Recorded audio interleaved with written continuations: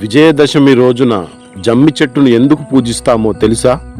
ఇది కేవలం ఒక ఆచారం మాత్రమే కాదు, ఇది అపరాజితాదేవి రహస్యం.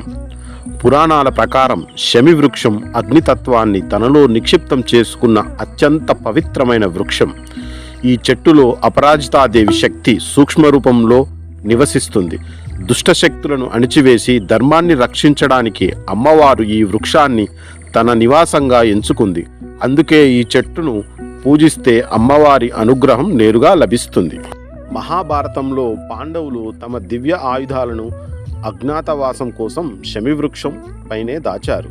ఎందుకంటే అపరాజితాదేవి రక్షణలో ఉన్న ఆయుధాలకు ఎటువంటి హాని కలగదు.